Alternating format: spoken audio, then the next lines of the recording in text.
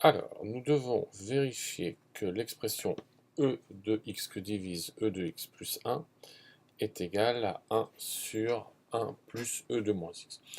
Alors, dans la méthode, on peut envisager, entre guillemets, où on part de l'expression de gauche pour atterrir à l'expression de droite, ou alors faire l'inverse, c'est-à-dire partir de l'expression de la droite pour atterrir à l'expression de la gauche.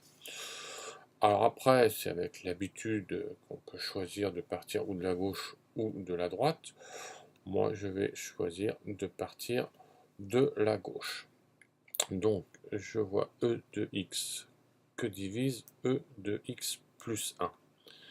Alors, je m'aperçois qu'il faut que j'atterrisse en fait à quelque chose où il n'y aura plus d'exponentielle au numérateur ici.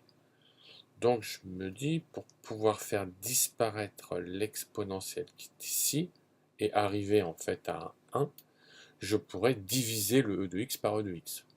Donc je vais tenter de faire ça. Donc je pars de mon e de x que divise e de x plus 1. Et donc je vais diviser mon numérateur, c'est-à-dire le e de x qui est ici, je le divise pour e de x, pour faire apparaître le 1. Et donc, pour que ça reste égal, je fais la même chose au dénominateur. J'atterris donc à ceci. Donc là, j'ai bien fait apparaître ce que je voulais, c'est-à-dire que le e de x sur e de x, ça me fait bien le 1 que j'avais ici, donc ça commence plutôt pas mal. Alors après, j'espère que tout va se dérouler normalement. Je peux casser ma fraction en deux et dire que j'ai e de x sur x plus 1 sur e de x. Je garde bien mon 1 au numérateur. E de x sur e de x, bah je sais que ça fait 1 également.